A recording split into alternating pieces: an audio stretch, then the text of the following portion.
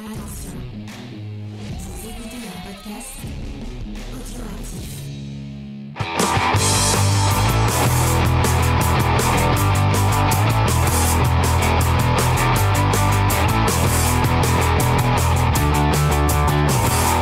Salut à tous et bienvenue dans Comics Discovery version podcast. Et oui, on vous l'a dit, c'est le deuxième épisode. On ne fait plus de live, on les enregistre directement en podcast. Et ça se trouve, vous avez même pas de vidéo pour les gens qui nous écoutent sur YouTube. Vous avez juste le YouPod. Je suis désolé pour vous si vous aimiez la vidéo. Je vais accueillir ma petite équipe en commençant par Faye. Salut Faye, ça va Faye? Salut, ça va. Et on a le retour de Spades. Salut Spades. Salut tout le monde. T'as passé des bonnes vacances Spades? Trop courte. Faut que j'y retourne. Trop courte? Ouais, vivement la retraite. Ah, moi il me faudrait des vacances comme ça. J'ai vu sur Blue Sky. Bon, tu l'as dit sur Blue Sky, donc à mon avis, c'est public. Tu auras l'aide de comment tu es rentré du Portugal où t'étais tout seul à conduire. Ouais. Et que c'était très dur. J'imagine. Bordeaux, 1h30 de bouchon, c'était pénible. 1h30 pour faire 30 km. Ah ouais. Est-ce que t'es passé dans ce petit village qui est à côté de Bordeaux qui s'appelle Bastia? Non, parce que je suis pas Steven Seagal, je connais ma géographie et mes références. Voilà. Cette semaine, on va vous parler de... Dans le micro, personne ne le voit. Excusez-moi. Pourquoi tu le montres? Je sais pas pourquoi je le montre.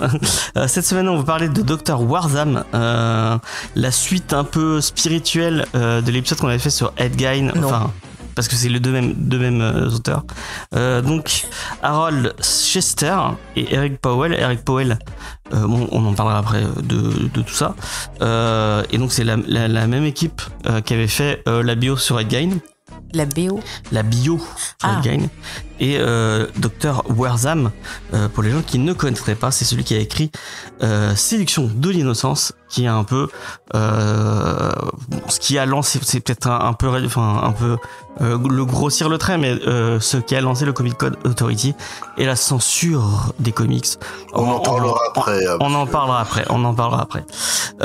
Mais avant, on va commencer avec les petites recommandations culturelle, et je sais que Faye elle en a une en particulier dont elle veut vous parler. Oui. Vas-y. Alors je ne vais pas parler d'un certain film qui est ressorti en version karaoké, non. Je vais quand même changer un peu de coup de cœur. Je vais vous parler d'un manga que j'ai découvert là récemment, et il y a l'animé qui est enfin arrivé sur Netflix en France. Et donc ce manga c'est Bloom, et c'est trop mignon, et on a besoin de choses mignonnes dans ce monde, parce que merde, il y a assez de saloperies comme ça. Donc en gros l'histoire c'est qu'on suit deux personnages, deux lycéens. Donc il y en a une, c'est une fille qui a eu une bourse et qui est dans une école pour filles, genre bien huppée, privée, trop bien et tout. Et il y a un garçon dont les parents ont une pâtisserie avec des gâteaux très bien dessinés, ça c'est très important. Et lui, il est dans un lycée public, de base un peu pauvre. Pour mec. Oui, pour mec. Et les deux lycées donc sont côte à côte. Et bien sûr, les filles n'aiment pas les garçons. Bouh, c'est des vilains, ils sont pauvres. Et il se trouve que le garçon et la fille vont se rencontrer parce que la fille, elle aime bien les pâtisseries. Et en fait, c'est un manga qui traite du fait de pas s'arrêter aux étiquettes et à ce que te disent les gens, et apprendre à connaître l'autre. Et s'apprécier de voir qu'on a des points communs et que même si on est différents, on se ressemble. C'est génial. Mais les deux héros sont trop mimi, tous les persos sont mimi. Là, je viens de lire le tome 5 qui est sorti cette semaine. Et purée, il faut que j'attende novembre pour la suite. Novembre, vous vous rendez pas compte? Novembre, quoi. C'est pas possible. Ça finit sur un truc de fou. Bref, pardon, excuse-moi. Mais en tout cas, c'est trop bien. Je vous le recommande. C'est une chouette histoire d'amitié, d'amour, de plein de choses sur l'acceptation de soi, sur, encore une fois, les traumas, essayer d'avoir de la résilience dessus et tout. Enfin, c'est très positif. Et il y a l'animé qui est sur Netflix. Là, pour l'instant, il n'y a que 2 épisodes. Peut-être attendez qu'il y en ait un peu plus, parce que j'ai trouvé que les 2 premiers, ils prenaient vraiment que le début. Donc, pour découvrir, peut-être attendez qu'il y ait 3 ou 4 épisodes de dispo. Comme ça sera plus... Vous aurez une meilleure idée du truc. Peut-être. Sinon, lisez le manga. Bien. Ouais. Bah tiens, moi aussi, je vais parler de manga. Il y a 2 mangas que je voudrais vous recommander.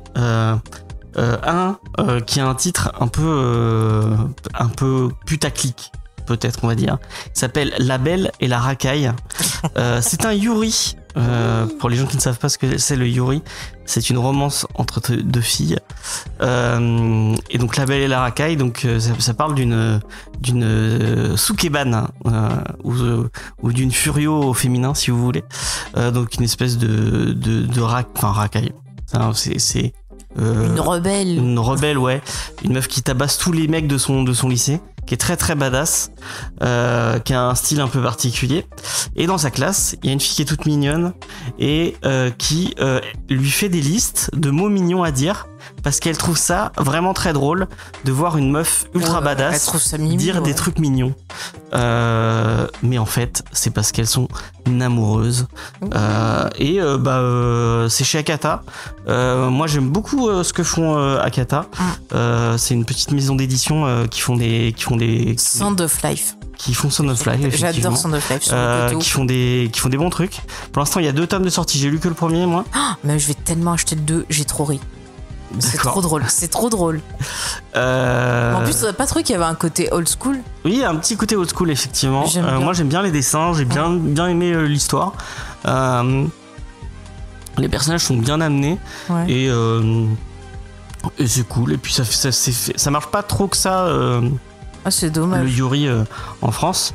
Et She Wasn't a Guy, lancé par Mangetsu il y a pas longtemps. Ça fait un petit moment maintenant. Il y a 3 tomes, je crois. Il y a 3 tomes de sortie, ouais. Mais ça fait un an que c'est sorti et ça a un peu relancé le truc. Et du coup, on en a de plus en plus par rapport au yaoi ou par rapport à d'autres trucs où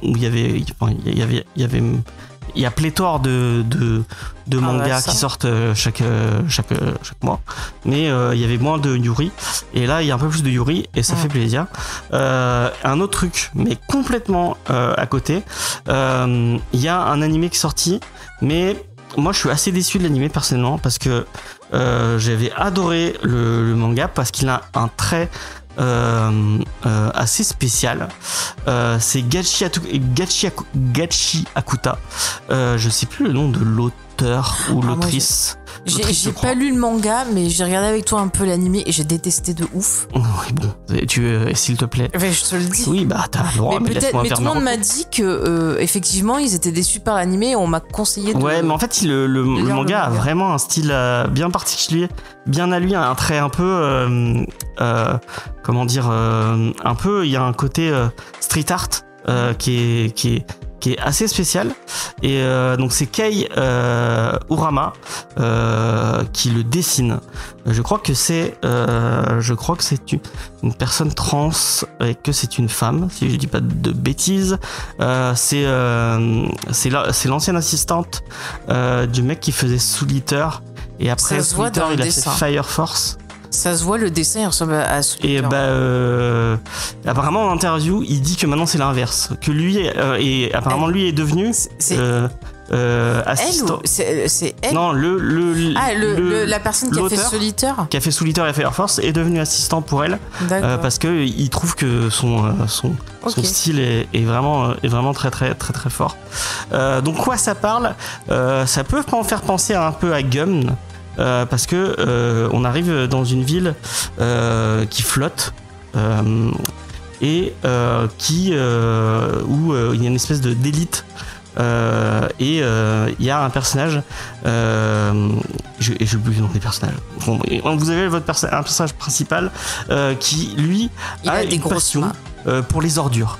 Il aime fouiller dans les ordures. Appelle-le Nicolas pour les gens qui habitent Montpellier. On va l'appeler Nicolas. Ils comprendront si vous êtes du Sud. En fait, il aime bien récupérer les objets jetés par les gens et les réparer pour leur redonner une seconde vie. C'est un peu sa passion.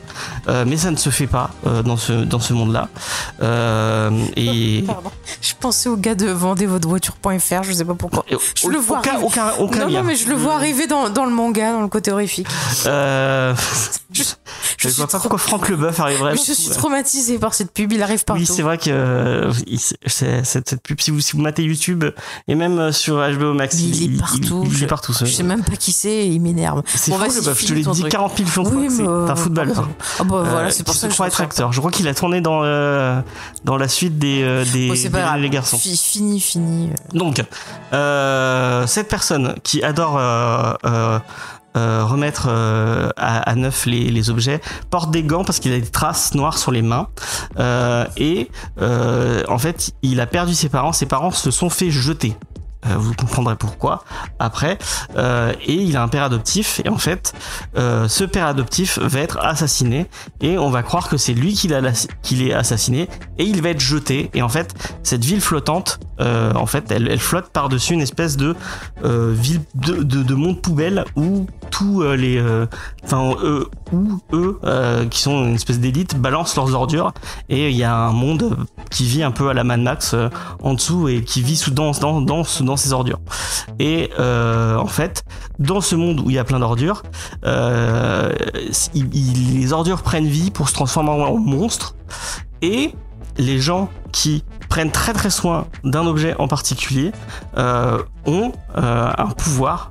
Ils vont prendre un lien avec cet objet, un peu comme s'ils donnaient un bout de leur âme à cet objet et vont développer des pouvoirs et ça va devenir des gens qui se battent contre ces monstres justement. Après il y a toute une histoire. Lui, son but ça va être de remonter sur la ville pour péter la gueule aux gens qui ont buté son père adoptif. Le manga est vraiment cool, je vous le conseille. Rien que vraiment le style, c'est un style qu'on voit pas beaucoup en shonen. C'est très très beau et c'est assez cool. Par contre, l'histoire est assez classique. Ça réinvente rien, mais c'est sympathique et ça vous fait passer un bon moment. Mais évitez peut-être,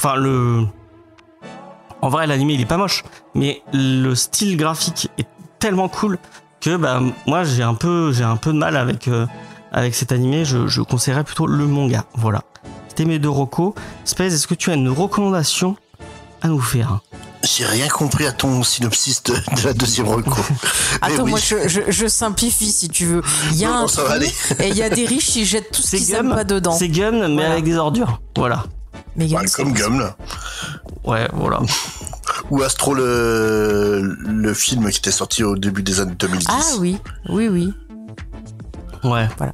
Bon, sachez, les gens, il y a un trou. Voilà. Non, il y a une ville volante et il y a des ordures en dessous. Ouais, c'est pour t'embêter. Mais bon, voilà. Pour ma recommandation, en fait, on va partir sur une telenovela mexicaine qui est une adaptation d'un film français. Wow. Le tout sur du catch. Ouais, imaginez un film français avec André Dussolier, Isabelle Huppert et Marie-Lou Berry qui font du catch. Voilà. D'accord. Ça me dit quelque chose. Oh là, ça a fait tomber ma caméra. Tellement c'était improbable. Tu fais du catch avec. Il y avait pas Belle de catch ou catch les Reines du Ring. Les Reines du Ring, voilà, un truc comme ça. Okay. Et le truc, donc en fait, j'ai découvert par accident en début de semaine que donc il y a les Mexicains qui ont décidé d'adapter ça en telenovela en 2023. Ouais. C'est sur Netflix en VOSTFR, personne n'en a jamais entendu parler en France. Ouais, c'est fou. Ça s'appelle le Contras las Cuerdas, donc en français contre les cordes. Et donc ça raconte l'histoire d'une jeune femme qui sort de prison après pour une sombre histoire de drogue où elle assure être innocente. Elle a passé 6 ans en prison, elle essaie de reprendre sa vie et sa fille en fait a reconnecté avec son père biologique et donc Angela, notre héroïne, va découvrir que donc son ex est devenu promoteur de catch, qui s'est casé avec une catcheuse populaire qui s'appelle Dulce Caramello, donc caramel doux en français. Et que sa fille est fan de Dulce Caramello. Donc pour essayer de reconquérir le cœur de sa fille, elle décide de se mettre au catch aussi et elle va pousser en fait toutes les filles avec qui elle travaille dans une boutique de robes de mariée à se lancer au catch avec elle. Et le truc en fait, quand je vous dis que je suis vraiment tombé dessus par accident, C'est en fait mon VPN qui était réglé sur le Japon quand j'étais sur Netflix et ça m'a proposé ça. Et donc je me suis dit c'est bizarre ce truc, j'en ai jamais entendu parler. Et il y a 10 épisodes et je les ai bouffés en 3 jours. Bah écoute. C'est vraiment bien. En fait, ce qui est très cool, c'est que les personnages sont adorables. Oui, il y a des très très jolies femmes. Celle qui joue la Dulce Caramello, elle a des faux airs de Margot Robbie. Et même dans la série Sans moque où il la traite d'Harley Quinn du pauvre. Mais vraiment, c'est l'histoire de personnes qui ont fait des conneries dans leur vie et puis qui essaient de remonter la pente. C'est très drôle, c'est touchant. Il y a un petit côté Rocky qui est très intéressant. Vraiment, j'ai passé un très très bon moment devant. Le seul problème, c'est que c'est Netflix et les sous-titrages Netflix. Disons que je maudis la société qui fait les sous-titres pour Netflix sur au moins cette génération, quoi, parce que c'est vraiment pas possible d'être aussi incompétent. Mais en dehors de ça, vraiment, je conseille fortement la série. Après, il y a aussi HBO Max qui en a rien à foutre des sous-titres et qui les mettent juste pas. Voilà, donc voilà, moi, ça fait des mois et des mois que je râle sur le fait que Steven Universe et Adventure Time ne sont pas sous-titrés en VO et que je vais taper la VF si on veut mater en VO-STFR. En légal, tu veux En légal, donc voilà. Petit message à HBO Max, encore une fois. Et je tiens à dire, parce que je sais pas pourquoi j'ai voulu remater Peacemaker, donc je me suis réabonné à HBO Max et j'ai pris truc avec les pubs. J'ai pris la truc à 5,99€. Il y avait que la pub avec le gars qu'il faut vendre sa voiture. Ah oui, et franchement, il y a dans un épisode de Peacemaker, donc ça fait 40 minutes et des poussières, il y a au moins 5 ou 6 post-pub vraiment. Finalement, vaut mieux voir en pirate. Ouais. Bah, en plus, ça donne pas d'argent à J. Caroline, donc bon, bref. Mais par contre, j'ai rematé tout Peacemaker saison 1 et j'ai bien aimé. C'était assez cool. Donc voilà. Je pensais pas, j'avais pas aimé le premier épisode. En fait, tu fais combien de recos toi par émission? Je fais ce que je veux, c'est mon émission. C'est un scandale. C'est mon émission. On est censuré avec Spades et tout. Ben non, t'as envie de parler d'un truc, vas-y, hein, je t'en prie. Hein. Non. Non, Peacemaker c'est vraiment sympa. D'ailleurs, c'est rigolo parce que il y a une scène post-générique à la fin de la si saison. Je peux faire une non-reco rigolote. Ah, si tu veux, après. Il y a une scène post-générique à la fin de la saison 1 et en fait ils l'ont reboot dans la saison 2 parce que non, à la fin sans spoiler, tout en spoilant, on voit la Ligue de Justice mais version Zack Snyder à la fin de Peacemaker et en fait dans la saison 2 on voit le Justice Gang version ah d'accord, James il a changé il a changé les personnages, ouais, et du coup il y a des interactions entre et d'ailleurs on voit le frère de James Gunn un petit rôle dans le début de la saison 2. Voilà. Ok, d'accord. Mais juste, moi je vous dis, si vous avez un petit coup de mou, que vous voulez rigoler, parce que vraiment avec James on en a pleuré de rire.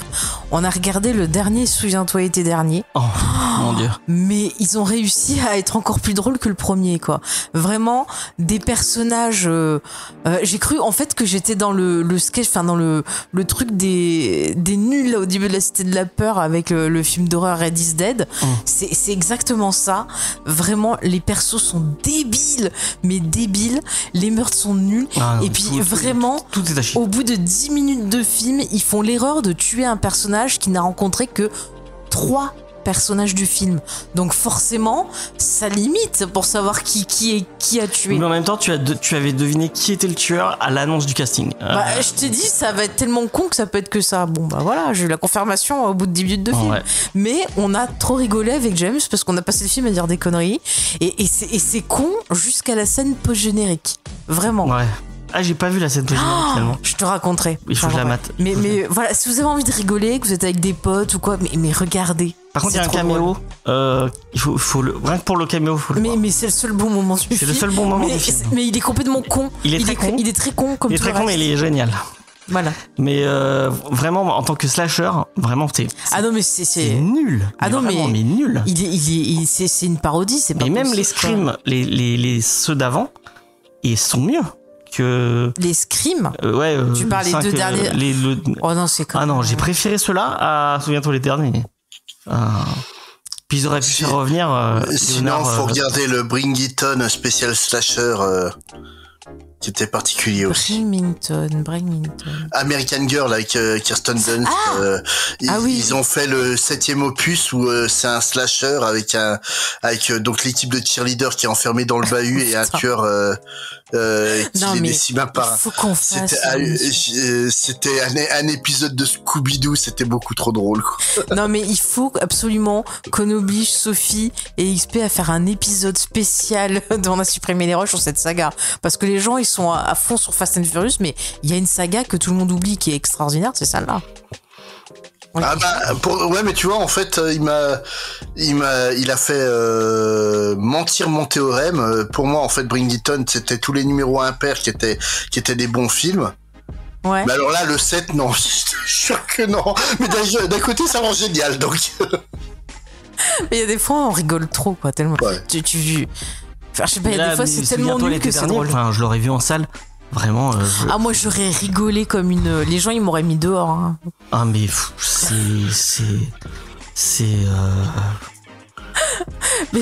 Mais il est quand même mieux que le 3.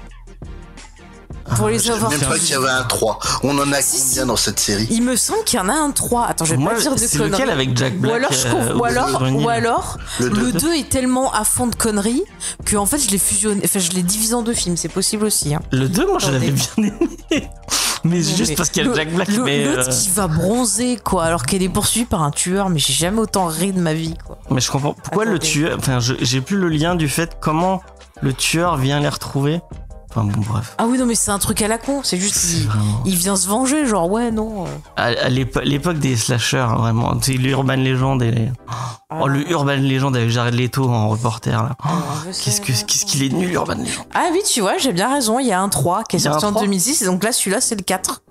D'accord. Mais en fait, le 3, il n'existe plus parce que le nouveau qui est sorti efface le 3 et se place après le 2. Ah, ils ont fait comme... Voilà. Donc, ils ont réussi à améliorer le 3, mais c'est pas trop ça encore. Faudrait que je revoie le 3. Ah, le 3, il est juste chiant. Hein. Il est même pas drôle. Ouais. Non, mais là, c'était pas drôle. Ce n'est pas drôle. Il y a rien de drôle. Ah, moi, ça m'a fait rire de fou. J'ai une passion pour Freddie Prinze. Puis Neve Campbell, elle vraiment, elle arrive. Neve Campbell, elle est pas du tout... Pas Neve Campbell, merde. Tu parles de Jennifer Love Hewitt. Non, mais c'est des caméos. Mais elle en a rien à foutre d'être là. Hein. Mais elle fait juste. Mais c'est pire qu'Harrison Ford dans non, mais Boyhood, le pire, c'est limite si elle vient pas pour regarder la caméra comme Jim de The Office en faisant un clin d'œil genre attention. Ouais, regardez, je suis là. Vraiment, je vous dis un truc, les amis, écoutez. Mais déjà, j'aimais pas Jennifer Love Hewitt. Oh, moi je l'aime bien. Ah non, j'aime vraiment. Ah, je sais pas, elle a un capital sympathie, j'aime bien. Puis elle est mimi aussi. Ah, moi, Ghost Whisperer. Ouais. Mais si, elle parle aux fantômes. Cette série, elle est. Bon, allez, passons aux comics parce que sinon on va faire. On va parler d'autres choses. Je vais faire une émission spéciale Jennifer Love. Moi, je préfère qu'on parle de Ghost Whisperer, hein, je vous le dis directement. Mais c'est trop bien. Attends, il y a les fantômes. À un moment, elle voit le fantôme, je crois, de quelqu'un qui fait des comics. Ah, peut-être. Oui, ils ont tous fait cet épisode-là. Dans Esprit criminel, c'était Malcolm qui faisait des comics. Ah ouais, je m'en souviens. Et qui avait une double personnalité. Ah, c'était nul. Il était nul cet épisode. Dans le Charmed, ils ont fait un épisode. Ils ont tous fait. Le pire, je crois, c'est Bones. Et le mieux, c'est. Celui de Castle avec Deadpool du pauvre était pas mal aussi. Hein. Ah oui, c'est vrai. Oh, ça m'a mis de bonne humeur. Celui de Psyche, il est trop bien. Ah ouais, Psyche. Oui, mais c'est Psyche. C'est pas pareil. Même, d'ailleurs, il y a un lien avec. Enfin, il y a un lien avec Scream, puisqu'il y a un des persos de Scream qui est dans Psyche. Il revient qu'une fois ou il revient 2 fois? De qui tu parles? Le mari de SMG. Mais il est pas dans Scream. Pas de Scream, dans Souviens-toi les derniers. Non, mais c'est Canan de toute façon. Il a tout mon amour juste pour ce rôle. Vraiment. Mais il est génial dans Psyche. Comment il s'appelle? Freddie Prinze Jr. Son perso est génial. Mais tu sais qu'il a une émission sur les films d'horreur, justement. Ah ouais, c'est marrant. Avec un pote. Ils ont tous des podcasts maintenant. Bah ouais. C'est fou, hein. Ils nous ont tous copiés. Ouais. Bah nous aussi on va aller faire des slashers et des. Ouais, Mais d'ailleurs, c'est vrai qu'on a toujours ce la projet différence, c'est d'émission. que en fait, ils font des podcasts parce qu'ils ont plus de carrière. Nous, on n'a jamais eu de carrière. Donc, Oui, voilà. Après, Freddie Prinze Jr., il a toujours fait du doublage et des. Ah, non mais Canan. Ouais, Ouais. mais c'est plus la méga star qu'il était au début des années. Oui. Ah oui, bah c'est sûr qu'il fait plus des comédies romantiques, des trucs comme ça. Il a fait un film de Noël avec la fille qui s'occupe de faire tout ce qui est médecine légale dans Lucifer. Ah. Qui était sympathique, en plus c'est pas le pire film de Noël que j'ai vu. La jeune là. Ouais, Eddie Garcia. ouais, voilà. Mais ils sont en couple. Mais c'est dit qu'il a fait dans Oui, un mais film. un film de Noël, c'est forcément. Ah bah je vais pas te dire ce qui se passe dedans, tu n'as qu'à Mais ils sont regarder. super. Enfin, ils ont Et puis différents pour, âges. pour rester sur la carrière Hollywood, de hein. film romantique de Freddie Prinze Jr., il y a aussi sa copine de Elle est trop bien qui joue aussi dans Psych, Oui, tout à fait. Rachel Lee Cook. Mais je l'aime bien. Et elle était avec un des originals dans Vampire Diaries. Ah. Elle était avec comment il s'appelle? Pas Klaus, son autre frère là, celui qui est gentil. Ah oui, je vois de qui tu parles. Ah, je sais plus son nom. Je sais plus son nom. Bon bref. Ça se voit qu'on n'a pas envie de parler du bouquin ou Ouais. Mais si vous avez jamais vu Psych et vous voulez vous donner une idée de l'ambiance de Psych, vous regardez les commerciaux. Bah vous écoutez notre émission. Vous écoutez notre émission et vous regardez les commerciaux qu'ils ont fait pour les promos des émissions, les promos des saisons. Et c'est des espèces de trucs où ils chantent et ça donne toute l'ambiance de la série. Ah, c'était Elijah le mec avec. Elijah, voilà. Voilà. Je me souviens que c'était un nom horrible. Ouais, notamment celui où il chantait Ebony et Ivory, qui est Et génial. Bonnie Ivory. Oui, ce que j'ai dit. T'as dit Bonnie. Non, Ebony et Ah, Ivory. j'avais entendu Bonnie. J'aime bien le. Que je vois, ouais. Merci, j'aime ça, les gens ne voient pas ce que Les tu gens ne voient pas, mais je mime. C'est pour Spades. Il est content, il a bien fait de Il est content. Ouais, voilà. Bon, on va vous parler de. Mais ne Ouais. montre pas le comics, personne ne le Mais voit. oui, bah je le prends pour avoir le nom, c'est bon. C'est notre ami Spades qui fait la review. Vas-y, Spades, je te laisse faire la review. Donc, je vais déjà vous présenter très succinctement notamment les auteurs que vous avez déjà dû présenter sur Engine. Ouais. Autopsie d'un serial killer. Donc à l'écriture, on a le docteur Harold Schechter, qui est un auteur spécialisé dans le true crime et plus spécifiquement les serial killers. Donc il a écrit avec Eric Powell, le dessinateur de ce tome-là aussi, donc Engines, Autopsie d'un tueur en série. Eric Powell, lui, ça n'a pas trop la peine de vous le présenter, c'est une légende des comics indépendants. Si vous le connaissez pas, allez lire The Goon, c'est trop bien The Goon. C'est pas très très fin, c'est pas très très délicat, mais c'est un bijou. Donc Ce qu'il a fait d'autre aussi, c'est trop bien. Big Man Plan, c'est trop bien. Enfin, Laisse Spades oui, the Film. ouais, vas-y. voilà. Donc ce bouquin, donc Dr. Wersam ou en VO Dr. Worthless, est un livre qui s'attaque à la figure de celui qui est considéré comme le responsable de la censure des comics, le Dr. Frederick Wersam, psychiatre d'origine allemande qui considérait les comics comme responsables de tous les maux. Et bah, je vais être honnête, je comprends pas l'intérêt de ce bouquin. Le message semble non, mais en fait le type est vachement plus compliqué que ce qu'en disent les gens. Ce à quoi j'ai envie de répondre sans déconner, merci Captain Obvious. La vérité, c'est que l'écriture ne s'intéresse pas du tout à Wersam. Elle ne s'intéresse qu'à 3 de ses faits d'armes, sans montrer Wersam autrement qu'en étant un trou du cul un but de lui-même, ce qui était le cas. Hein. C'était véritablement un trou du cul dans son comportement. Alors oui, Wersam, ça a été un des premiers psychiatres à traiter des serial killers. Alors oui, Wersam, ça a eu une influence positive et marquante sur la lutte pour les libertés civiques. Alors oui, Wersam en avait clairement après les comics. Tout ça, si vous le saviez pas, bah Powell et Schechter vont vous le raconter. Par contre, le pourquoi du comment il avait la conviction les convictions que les auteurs présentent ici, bah allez voir ailleurs, parce que vraiment il y a rien d'expliqué. Il était certainement plus vendeur d'expliquer que Albert Fish aimait se mettre des carottes dans le cul que de prendre quelques pages pour expliquer que Wersam partage avec Rousseau l'idée que l'homme est naturellement bon, mais que la société peut avoir un impact néfaste sur l'individu. À la différence de Rousseau, c'est un universaliste convaincu et un antiraciste avoué. Et que Will Gaines, donc le patron de EC Comics, lors des auditions devant le Sénat pour défendre les comics, était complètement stupide dans son argument et nul à chier en tant qu'orateur. Et au final, c'est certainement lui qui est plus responsable de la mise en place du Comic Code Authority que l'intervention de Wersam à cette même commission. C'était plus simple de dire que certains artistes se sont sentis mal à cause de ce que proposait Wersam, plutôt que de parler du désastre humain qui a été la purge chez les dessinateurs suite à la mauvaise publicité. Notamment, toutes les maisons d'édition à cette époque-là ont viré les femmes et les personnes de couleur pour avoir des bureaux acceptables, et provoquant l'arrêt définitif de carrière ou la mise à l'ombre d'artistes incroyables comme Marie Séverin ou Matt Baker. Wersam, c'est pas un pionnier de la lutte contre les comics, contrairement à ce que raconte plus ou moins le comics. Cette lutte-là, elle a commencé 50 ans plus tôt avec la création des comic strips. Donc oui, bien avant le comic book. C'était juste un trou du cul d'arriviste qui s'est montré le plus bruyant possible à un moment où l'opinion s'inquiétait de l'influence des comics sur les jeunes et d'une montée de la délinquance juvénile. Bref, c'était juste la Ségolène royale de son époque. Est-ce que j'ai besoin de 200 pages pour raconter ça ? Pas tant. C'était certes joli, mais pour quelqu'un qui s'est un minimum renseigné, c'est surtout long, fastidieux et assez pénible à lire. Si vous lisez l'anglais et que le sujet de l'autocensure des comics vous intéresse, privilégiez le livre de David Adju, The 10 Cent Plague. C'est beaucoup plus intéressant que ce comics. Et vous en avez pensé quoi ? Alors, vas-y. Oui. Alors ouais, au début tu parlais du rapport avec Rousseau et au tout début du comics, je me suis dit ils vont faire ça, ils vont montrer le parallèle en montrant que c'est la société, puisqu'au début tu vois il te raconte une histoire d'un tueur et t'as l'histoire du procès où t'as quelqu'un qui dit que c'est les romans, les histoires que tu trouves pas chères et tout qui font que les gens se pervertissent. Donc je me suis dit peut-être qu'ils vont parler d'un truc cyclique, qu'ils vont montrer que justement c'est pas ça, c'est la société, c'est plein de trucs.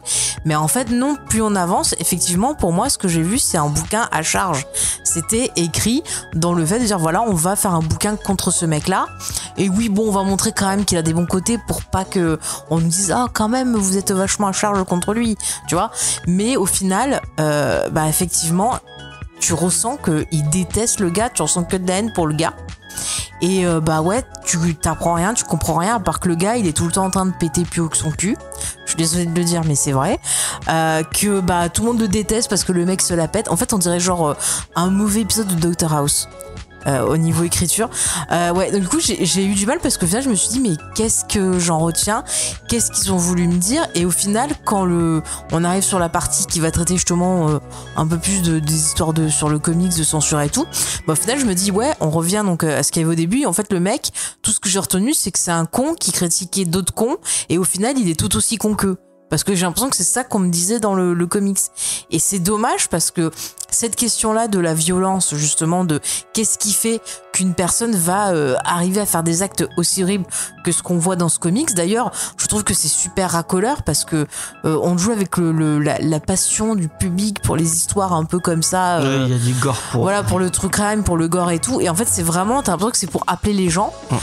Et en fait, ça m'a donné l'impression de ces documentaires qu'on voit maintenant avec genre, j'ai rencontré un gars qui a rencontré plein de serial killers, mais en fait, c'est une arnaque. Attention, je vais débunker, machin. Ça fait penser au mec de... Voilà, ou comme les documentaires de merde, par exemple, sur les époux Warren, puisqu'on est dans la période où il y a Conjuring qui sort, n'allez pas le voir au cinéma, ne donnez pas des sous à leurs descendants. Enfin, à leurs descendants, à leur beau-fils et à la fille, quoi. Bref, donc voilà, en fait c'est gênant parce qu'il n'y a pas du tout de réflexion derrière. C'est comme si vous preniez genre un podcast où XP et moi on râle sur Villeneuve et que vous en faites un bouquin, ça sera la même chose. Du coup, ça sert à quoi ? Après, oui, c'est bien dessiné, mais plus t'avances dans le comics, on en parlait en off avec James, moins t'as l'impression que même eux, ils se gavent, ils s'auto-gavent en fait. Donc au final, j'ai pas compris. C'est ça, j'ai pas compris ce qu'ils voulaient faire. Mais moi, il y a un truc qui est fou. J'ai eu plus de compassion envers Ed Gein en lisant Ed Gein autopsie d'un serial killer, qui revenait sur la vie de Ed Gein, comment il a fini par devenir il a tué une personne. Mais tu vois le truc d'Ed Gein, ça fait ce qui n'est pas dans ce comics là, c'est-à-dire que ça parle du contexte sociétal dans lequel il était. Moi je pensais je connaissais et familial aussi. Je connaissais le bouquin et je connaissais de nom le mec. parce que séduction de l'innocence et l'avènement du Comic Code Authority, c'est quelque chose dont quand tu commences à lire du comics, t'entends parler assez vite. Et du coup, moi, j'avais pas trop le contexte du comment. Enfin, je connaissais un peu parce que vous avez pas fait vous en avez parlé vous avez dû en parler. On en avait parlé dans un comics fair. Notamment, j'avais parlé du bouquin que je recommande, The Tencent Plague, qui dévoile en fait toute la démarche d'attaque contre les comics jusqu'au moment du Comic Code et qui vraiment expose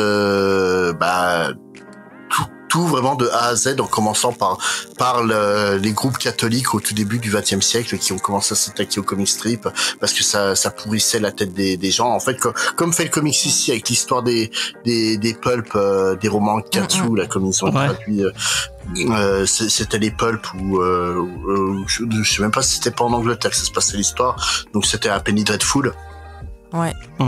Et donc le truc, c'est qu'à chaque fois qu'il y a quelque chose de populaire, t'as donc des organisations qui vont attaquer ça. On a connu ça par rapport au métal, on a connu ça par rapport au le rock, voilà, le jeu de rôle, en fait tout le temps. Le cinéma. Le truc, c'est que t'as tout le temps des figures qui vont essayer de s'imposer pour être médiatisées, pour devenir des visages de cette lutte. Et Wersam, c'est clairement ce qu'il a fait. Il a pris une lutte qui était déjà présente. En fait, il y a eu quelques années, quelques temps auparavant, Seduction of Innocence, un crime qui a été commis par deux jeunes qui ont tué soi-disant sous influence d'un comics. Où vraiment ils ont dit oui, en fait, si on a vu ça dans un comics, on a voulu faire pareil. Et c'est ça en fait qui a lancé toute une psychose sur la délinquance juvénile à l'époque. Et donc il y avait disons que la greatest génération savait pas quoi faire des baby boomers qui arrivaient et forcément ils ont commencé à en avoir peur. Nous aussi on en a peur, mais pour d'autres raisons.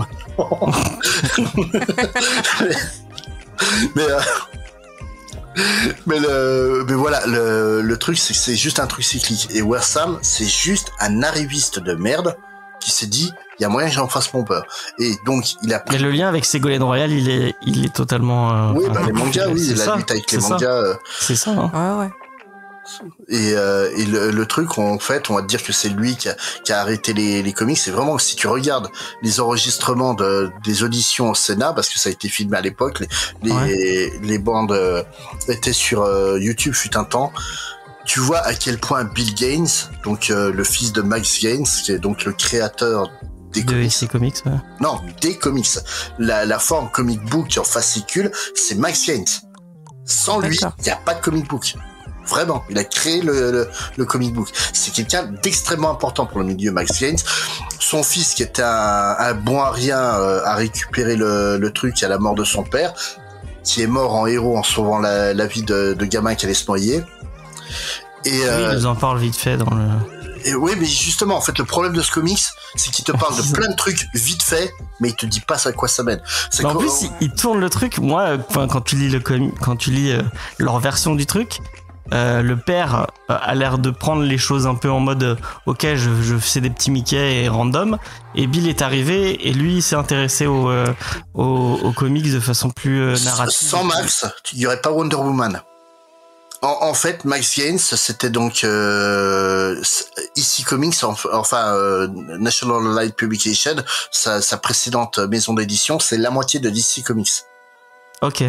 T'avais donc Donenfeld qui possédait une partie des titres, donc Superman et Batman notamment.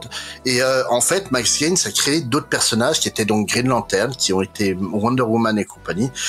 C'est lui en fait qui a demandé expressément à William Marston Moulton de créer un personnage féministe. C'est quelqu'un qui en fait il aurait été pote avec Wersam. Parce qu'en fait, il pensait qu'il y avait des valeurs à véhiculer à travers ces comics-là. Des vraies valeurs positives. L'envie de montrer une autre image de la femme que la femme trophée et compagnie, c'est pas lui qui l'a inventé. Il y avait déjà des auteurs dans le comic strips qui l'ont fait avant. Par exemple, Connie, qui a un comic strips qui à la base a commencé comme un truc de romance basique en quelques cases, s'est transformé en moins d'un an en prototype de Yoko Tsuno, quoi. C'était la meuf, c'était une jeune riche qui vivait des histoires d'amour. Puis au bout d'un moment, le voyage à travers le système solaire, t'as pas compris comment, mais c'était trop cool. Donc ces personnages, Uthershey Blaine, qui est donc un personnage de journaliste, on va dire intrépide, pleine de peps, qui vont inspirer à deux jeunes de Cleveland un personnage qui s'appelle Lois Lane. Voilà, ces personnages existaient avant, mais Max Gaines en fait a voulu proposer quelque chose de plus poussé. Il a été voir un de ses potes enfin de ses potes, c'était disons une sommité, c'était en fait un trou du cul arriviste comme Wersam, William Marston Moulton. Et je pense qu'on peut dire beaucoup de mal de lui aussi, parce que non, je suis désolé, on lui suce la bite allègrement parce qu'il a créé Wonder Woman. Faut pas oublier qu'il a complètement invisibilisé toutes les femmes qui ont travaillé sur le titre à son époque. C'était lui le créateur. Il y a aucune femme qui travaillait alors qu'il travaillait tout dessus. L'histoire avec ces deux femmes, parce qu'il était marié avec deux femmes en même temps. Ouais. Oh là là, faut voir comment on parle de moi. Oui, bah toi t'as pas été obligé d'abandonner ta place à l'université, connard quoi. Tes deux femmes si. Donc c'est vraiment moi quand on me dit que c'était une icône féministe, je pense qu'il va falloir revoir bien comme il faut le féminisme du monsieur. C'est clair. mais voilà, le truc c'est que Max Gaines avait une volonté en fait de proposer quelque chose de mieux, de plus valorisant comme image, et pour ça qu'il a revendu donc tout son catalogue définitivement à DC Comics, et qu'il a créé EC Comics, Educational Comics, pour faire des comics éducatifs, des comics sur la Bible parce qu'il était croyant le monsieur, et des trucs comme ça. À aucun moment il a pris les titres par-dessus la jambe, il le prenait vraiment très au sérieux, mais c'était une affaire, c'est simplement il voulait quelque chose d'éducatif parce qu'il avait un passif de prof. Mais on est d'accord que dans le titre, comment c'est amené, il le montre pas comme quelqu'un oui, mais c'est ce que je te dis. Il s'intéresse à l'art du comics, quoi. Non, mais en fait, non, il s'intéressait pas à l'art du comics. Lui, il s'intéressait en tant qu'entrepreneur. Lui, il était éditeur. Okay. Son boulot, c'était pas de faire des comics. Lui, son boulot, c'était de permettre que des artistes fassent des comics qui aillent dans la direction que lui avait choisie pour les vendre aux jeunes. C'était ça son boulot. C'est un éditeur, c'est pas un créatif. Max Gaines, lui, en fait, Bill Gaines, je veux dire, son fils, quand il a pris la relève à la mort de son père, en fait, au début, il a juste suivi la tendance des titres du moment, puis à un moment, il s'est dit, on va pousser plus loin, on va inventer les comics d'horreur. Ce qui était une excellente idée, hein, je dis pas. Moi, les contes de la crypte, enfin, Tales from the Crypt et compagnie, Aftershock, c'était des super titres. Le EC Comics version Bill Gaines, ça a été là qu'a été publiée la première histoire sur la Shoah. Donc j'avais fait un épisode de mon podcast vidéo sur Twitch il y a quelques temps, The Master Race, qui est vraiment un titre très important historiquement. Mais le truc, c'est que tout ce qui lui est rapproché d'être putassier, d'être incolore, d'être violent pour attirer, c'est la vérité.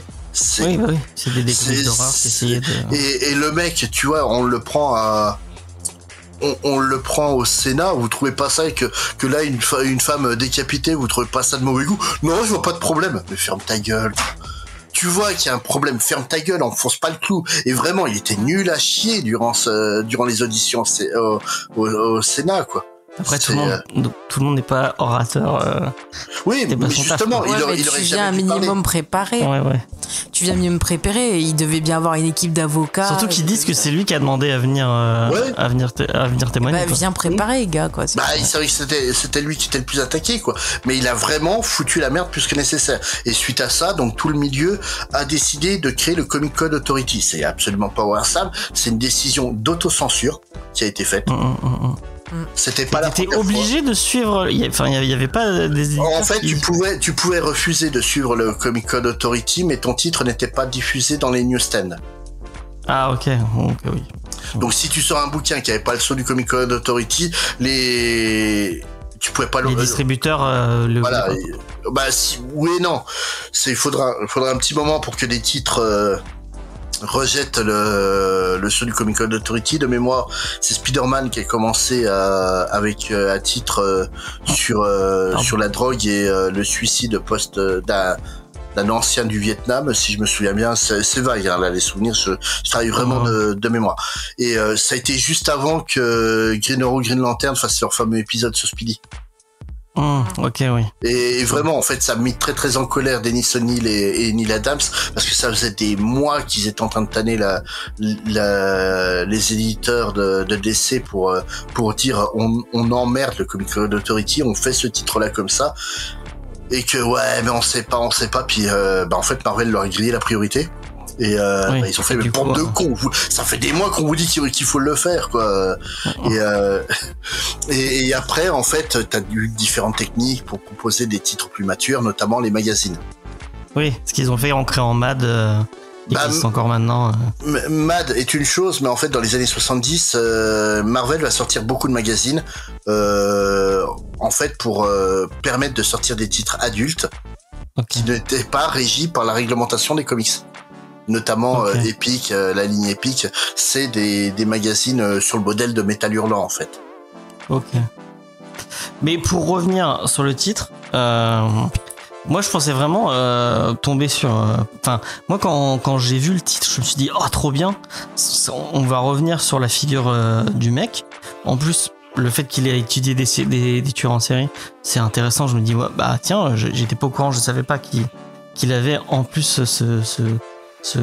cet aspect-là, et comme le dit Faye, il est présenté comme un connard arriviste tout le long du titre, même si il avait même les pauvres moments où il pourrait être montré comme, parce qu'il y a un moment où il crée, il essaie de monter et il l'a fait, hein, il a monté une clinique de psycho. Il a créé plusieurs cliniques à Harlem.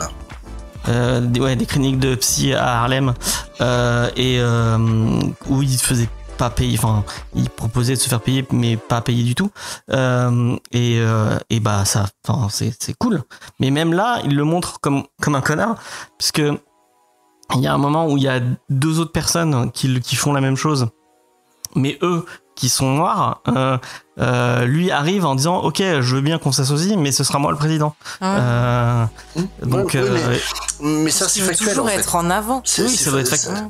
Non, tout ça c'est factuel. Comme en fait, tu vois, t'as le fameux procès de 1954 qui évoquait Brown v. Educational Board, qui est en fait le jugement qui a pété la ségrégation à l'école dans les États du Sud. Oui. C'est donc une famille qui a décidé que leur fille allait dans une école de blancs. Ils voulaient pas. Ils ont porté plainte. Et en fait, c'est des jugements avant des deux histoires avant où Wassam était en expert, qui a permis en fait de réussir ça.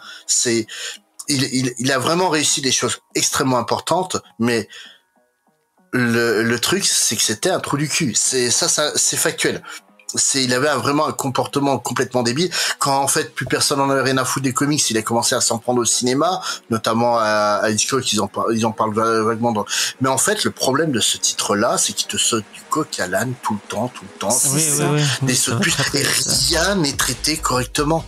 C'est ça, et puis même la mise en parallèle avec les tueurs en série, elle est très mal faite, parce que tu comprends pas ce qu'ils veulent dire, quoi. Il y a tout un chapitre sur Albert Fish, dont on aurait pu se passer. Enfin, en plus, qui est assez cru. D'ailleurs, trigger warning, on l'a. Oui, il y a des descriptions. Heureusement, ce n'est pas illustré. Mais il y a des descriptions. Si, il y a des trucs illustrés sur Albert Finch. Tu te fous de moi? Oui, mais on le voit pas faire. Il y a tout. Mais oui, arrête. c'est écrit. Non. On le voit. Je suis désolée, bouchez vos oreilles. Le gars, on le voit à poil qui chope la gamine et qui la mange. Oui, il dit qu'il la mange. Non, mais on le voit. Bah, il boit le sang, il mange des gens. Oui, si on y voit, elle a raison. On le voit. Oui, mais il y a, effectivement. Et puis après, il y a des trucs décrits qui sont, enfin, où vraiment c'est super racoleur. Ils auraient pu totalement éviter de. Mais surtout que le parallèle. Je ne comprends pas ce bouquin, vraiment. C'est ça, c'est si encore le parallèle, on montrait que le gars il est en train de parler d'un truc qui aura un rapport avec le... Mais même pas, le parallèle c'est juste lui qui dit « Oh je suis trop bon, pourquoi les gens ils veulent pas bosser avec moi? Ils m'empêchent tous de réussir !» Mais c'est quoi le rapport avec Albert? Oui, je comprends pourquoi il raconte son histoire. Alors enfin, il aurait pu le mettre en lien et voir ce qu'il a dit. Enfin, on ne sait pas ce qu'ils se sont dit entre. Non, mais il te fait une espèce de split screen qui sert à rien. Ouais. Alors que par exemple, tu prends le générique d'Amicalement Vôtre, où tu as le parallèle entre les deux persos, bah tu comprends, c'est logique. Là, non. Non, mais je veux dire, il aurait pu expliquer qu'il a été expert pour des procès. T'aurais pu le faire sans faire ces descriptions Mais oui. si trash et si crade. Ou genre, moi, il va y avoir un mec qui lui raconte qu'il s'est coupé qui voulait se couper le machin. Effectivement. Mais Ouais. ça peut être intéressant.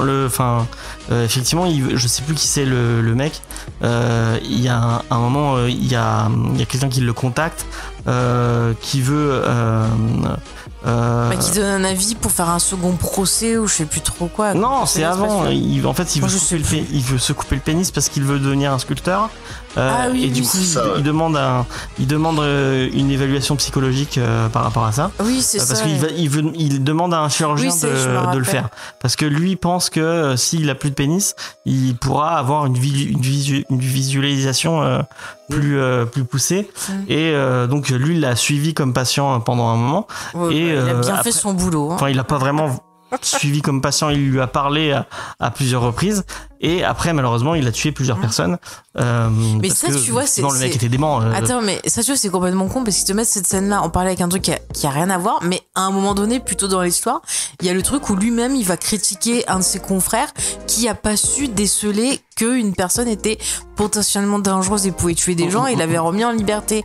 Donc, ça aurait été plus intéressant s'ils avaient fait un parallèle avec cette scène-là, tu vois. Mais, Puis on le voit mais tu regardes constamment justement en train de- l'histoire de ce mec-là, je me rappelle plus du nom. Hein. J'essaie d'occulter le comics de ma tête hein, déjà. Donc, mais le truc, ce qui est intéressant là-dedans, c'est qu'en fait, lui dit clairement que c'est un fou, le mec en question, et qu'il devrait Oui, pas être libre, et qu'en fait, la justice n'écoute pas son avis. Et là, Ouais. c'est un truc hyper intéressant. Mais est-ce que tu as besoin de 80 pages pour ça? Non, Ah, non. non. Voilà, et c'est super intéressant de voir qu'à l'époque, en fait, la folie était considérée uniquement quand ça arrangeait la justice. Ouais. Ça, c'était intéressant, mais t'avais pas besoin de 80 pages de nous parler de Albert Fish à côté, de nous parler de ci, de ça. Tu nous name dropais le truc, tu restais sur le cœur. T'as le passage aussi où t'as un homosexuel sadomaso qui lui demande s'il est normal ou pas. Ah oui, c'est vrai. C'est intéressant parce que ça démontre que lui, en fait, à une époque où l'homosexualité était pas si bien vue que ça, en fait, il s'en battait les couilles. Ce qui était plutôt honorable de sa part. Mais même ça, en fait, ça le valorise pas. Parce que là, au lieu de te prendre un mec qui se sent homosexuel, on va te chercher un mec sadomaso qui rêve de se faire fouetter et compagnie. Ouais. C'est trop, là, les gars, vous en mettez trop. C'est racoleur, c'est putassier, c'est pénible. Il y avait plein de trucs, c'est pour essayer de contraster la figure de Wersam, et à aucun moment, en fait, ils vont essayer de le faire. Oui, je suis d'accord, c'est difficile, parce que vraiment, quand tu lis ces textes, tu te rends compte à quel point le mec, il s'aime beaucoup, quoi. Mais vraiment, là. Ils ont dû lire la correspondance, Puis- parce qu'il parle beaucoup de la correspondance qu'il a avec un autre Ouais, mais son surtout, directeur avec qui. t'as l'impression qu'ils essayent de faire ça sous forme de documentaire un peu. Ouais. Mais quand tu fais un documentaire, t'es censé être impartial. Enfin, Ouais, non, bah non. sauf si tu fais un truc à charge, voilà. Mais là, c'est totalement non. à charge. Là, c'est totalement à charge, tu vois. Il montre vraiment que c'est un connard jusqu'au bout, même avec sa femme. Puis même, ce qui est ridicule, oh là là, Avec sa femme, un tel, on s'en en fout. regardant les auditions au Sénat, il s'est senti pas bien devant sa télé. Oui, puis tu veux qu'on en parle de Janice Valo qui s'est fait virer du jour au lendemain et qui a jamais repris de carrière artistique derrière. Tu veux qu'on t'en parle de Matt Baker, l'un des rares artistes noirs qui était reconnu, qui a été totalement invisibilisé jusqu'à sa mort. Tu veux qu'on en parle de Mais Marie Séverin qui a en mis 20 ans à être reconnue comme étant une artiste alors qu'elle était géniale depuis le début. Mais en plus, tu vois, ils sortent ce bouquin alors que le code c'est fini. Enfin, à la rigueur que ce truc existe au moment où il y avait les problèmes, tu peux dire bon c'est vraiment fait, tu vois, en mode comme je te dis, j'aime c'est quoi les trucs tracks là. Ah, comme je t'ai dit que t'es. Ah oui, t'es c'est une comparé. distrack. Voilà, tu vois, il l'aurait sauté à ce moment-là en distrack et tout. Bon, je comprendrais. Mais là, c'est super longtemps après. Enfin, il y a même pas un côté historique. Enfin, Bah, il y a la volonté historique derrière, mais c'est pas bien fait. C'est le bouquin que je te dis de David Adjou, est quand Oui, même bah, beaucoup me mieux tente fait. plus. Quand le mec a été interrogé Stan Lee sur cette période-là, parce que Stan Lee il l'a vécu. Lui, et là dans le bouquin c'est raconté, en fait, lui donc Stan Lee à l'époque était éditeur chez Timely, Atlas, Marvel, ce que tu veux, à l'époque, et son oncle en fait était le patron, Martin Goodman, et son oncle lui a dit, maintenant tu me vires un tel.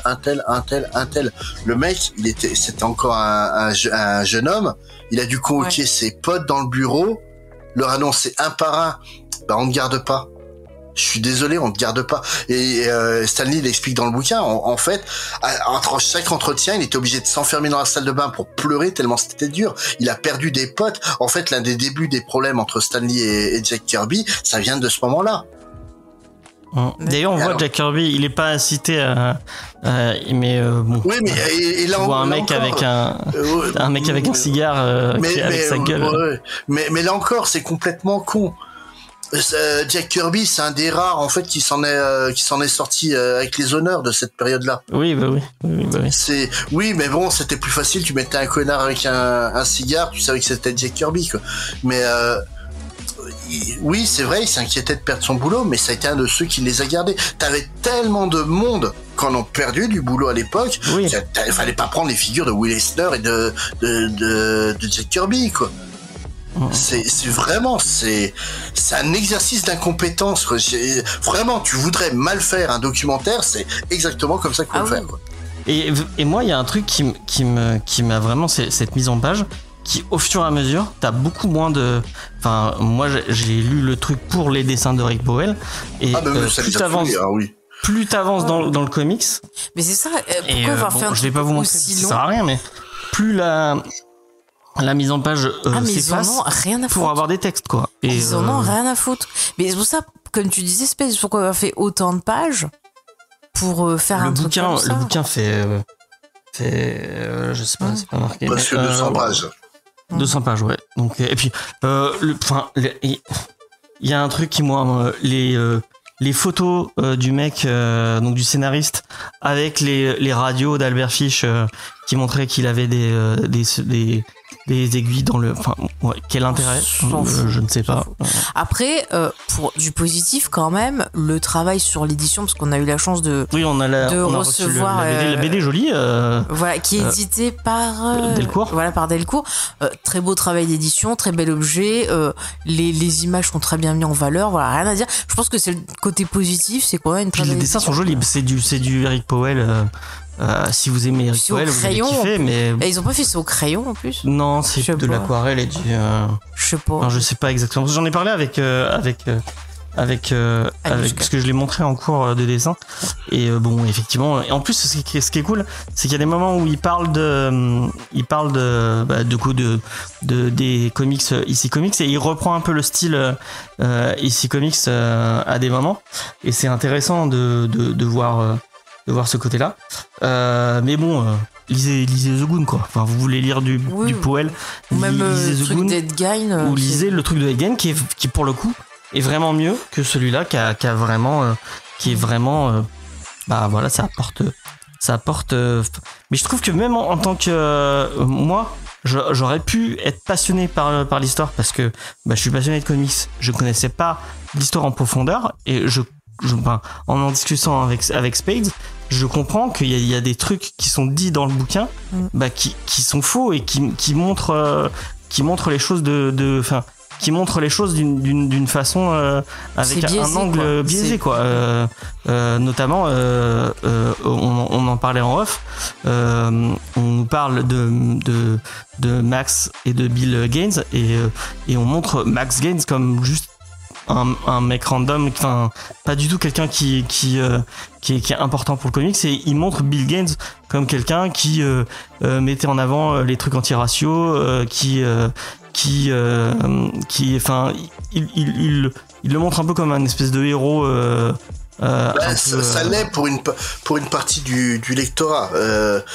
Faut dire ce qui est. Bill Gates a une aura parce que oui, il s'est opposé lors du Sénat, même s'il était nul à chier, ça suffit pour certains. Et en fait, comme je disais, ce que tout le monde oublie, c'est que la création du Comic Code Authority, les auditions au Sénat, ça a provoqué des milliers de drames humains, vraiment.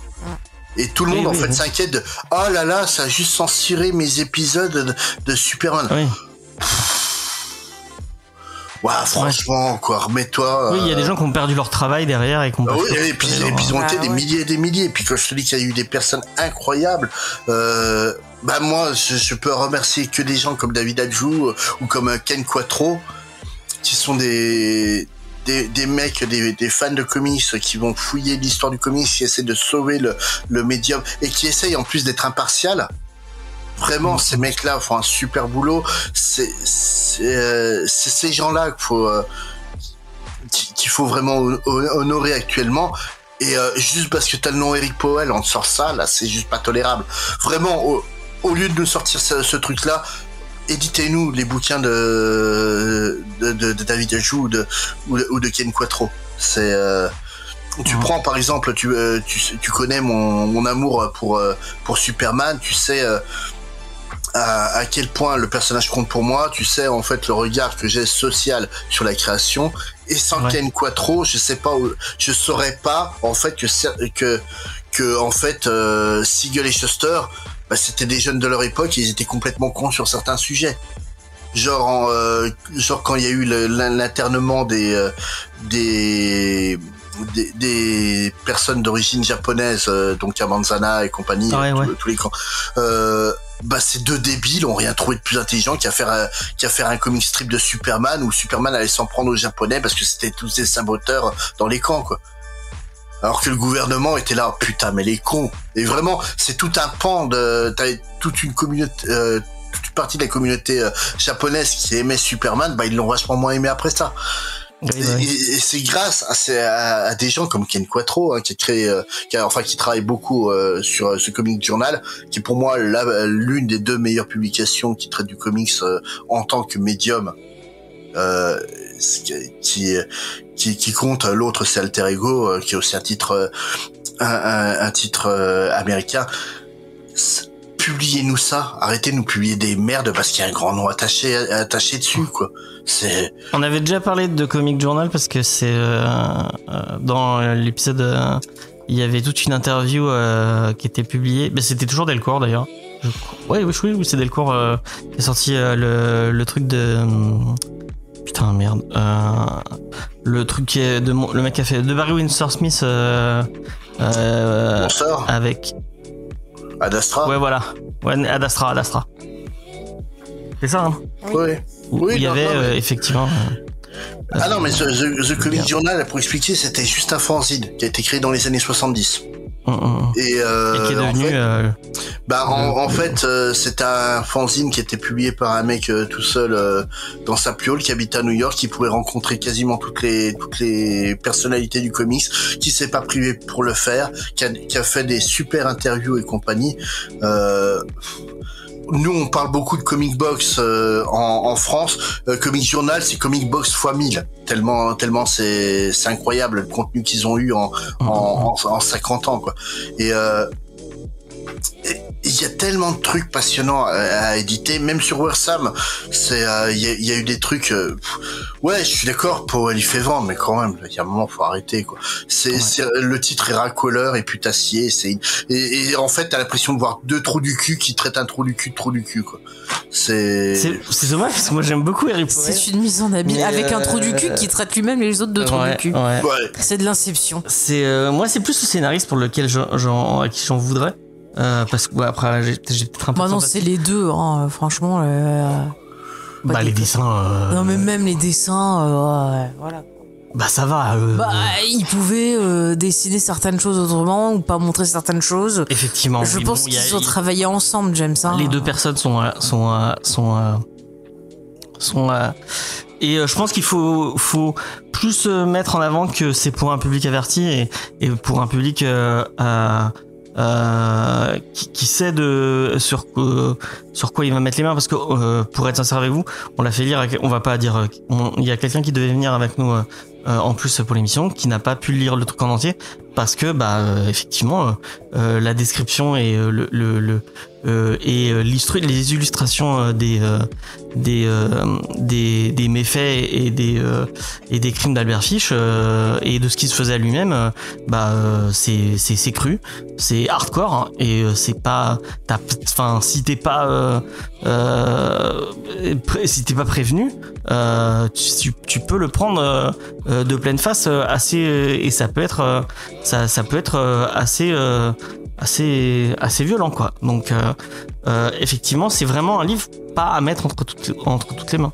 Voilà. Contrairement dans l'épisode sur Edgain, il y avait un côté beaucoup moins racoleur. Là, vraiment, on est sur tout ce qu'il y a de plus racoleur possible, quoi. Mais c'est un titre qui a été sérialisé ou qui est sorti en un volume? C'est sorti chez la boîte de Powell, apparemment, puisqu'il y a Albatros Funny Books sur et Dark Horse, puisque je crois que c'est un label où ils sont, je sais pas, où ils sont en collaboration. Je ne sais pas comment c'est sorti aux États-Unis. Ça a l'air d'être sorti en sérialisé. Donc je pense que en fait, comme ils sont partis, ils ont voulu remplir de tout et de n'importe quoi pour arriver au bout du nombre de numéros, quoi. Parce que là, franchement, j'arrive pas à comprendre la construction du bouquin, quoi. C'est vraiment, la fin. Autant le fond, je le trouve pas très pertinent, parce que je trouve qu'il survole le truc, mais je comprends pas la conception en lui-même. C'est vraiment, t'as un tiers du bouquin, c'est du hors-sujet intégral, quoi. Mais totalement. Et le dernier chapitre, vraiment, la dernière issues, vraiment, c'est un niveau graphisme, c'est n'importe quoi. Moi, je pensais que c'était des bonus, tu vois. Non, c'est pas des bonus. Vraiment, c'est le dernier chapitre est vraiment. Mais même d'un point de vue, tu vois, criminologie, c'est même pas intéressant non plus. Ouais. Donc voilà. Bref, je pense qu'on a fait le tour. Ouais. Donc... Je suis désolé pour Delcourt de taper, mais allez lire ce que fait. Allez lire ce que fait Powell à côté. Effectivement, Hillbilly c'était cool. The Goon c'est génial. Chimichanga, Big Man Plans, les petits contes macabres qu'on avait traités l'an dernier. Oui, qui était sympathique. En plus, là, c'est bientôt Halloween. Ouais, c'était sympa. Et il y a Murder Falcon qui est ressorti dans une nouvelle édition que j'ai reçue, qui est très très belle. Et Murder Falcon, c'est un de mes comics préférés de tous les temps, donc vous pouvez y aller les yeux fermés. Ouais, ça vous évitera de le lire. Très bien. Je suis désolé, ça me fait du mal au cœur parce que Delcourt. Moi Delcourt, hein, je les aime d'amour. Hein, j'ai toujours dit que c'était le meilleur éditeur français de comics, mais là c'est pas défendable. Tu satures, on n'a rien compris. Je disais Delcourt, je les aime d'amour. Pour moi, j'ai toujours dit que c'était le meilleur éditeur français de comics. Mais là, le bouquin est pas défendable, quoi. C'est vraiment, pour que t'as un minimum d'esprit critique, que t'as un minimum de culture comics, c'est pitoyable, quoi. Ouais, voilà. Je pense qu'on a fait le tour, hein. Oui. Ça a été assez rapide. La semaine prochaine, je sais même pas de quoi on parle, attendez. Ah oui, ce que je t'ai demandé pour m'avancer. Oula, ça fait des petits grésillements. C'est pas grave. Heureusement, nous sommes pas en live, donc on pourra les couper au montage. Si j'y pense. La semaine prochaine, à la balade, on reste sur Delcourt, puisque c'est la balade des frères Blood. Et c'est nos deux amis qui étaient sur 100 Bullets, puisque c'est Eduardo Risso et Brian Azzarello. Du western. Je suis peut-être pas là. Tu n'es peut-être pas là. Et en plus, Sophie, elle aime pas le western. Alors, j'aime le western, mais j'aime pas ces deux personnes. T'aimes pas Azzarello? Non. Si Et de Riso, c'est super beau. Mais j'ai pas aimé ton truc boulette là. T'as pas aimé One Hundred Bullets. Mais... Sur ce, est-ce que t'as des trucs à annoncer, Faye? Non. Non. Voilà. Spades, est-ce que t'as des trucs à annoncer? Ouais, j'ai une nouvelle sur Wattpad, hein, si vous voulez aller la lire. Bah tu nous on passeras mettra le lien dans la description. Tu feras un Linktree avec tous tes... Mais il l'a déjà fait, je crois. Il a déjà fait en Linktree? Il a pas le Linktree déjà? Je sais plus. Si, mais il faut que j'ajoute le Wattpad du coup. Ah bah voilà. Et bah ajoute le Wattpad. Moi j'ai pas encore fait le mien, mais un jour. Un jour, vous aurez le Wattpad. Moi, qu'est-ce que j'ai à vous annoncer? Je ne sais pas. Rien du tout pour l'instant. C'est très bien. La semaine prochaine, la balade des frères Blood. Un peu de western. Voilà. La balade des Dalton. On fait des bisous, on vous dit la semaine prochaine. Merci de nous avoir écoutés. Et salut. Et c'est tout. Voilà. Bonne journée. Bye bye. Tchuss.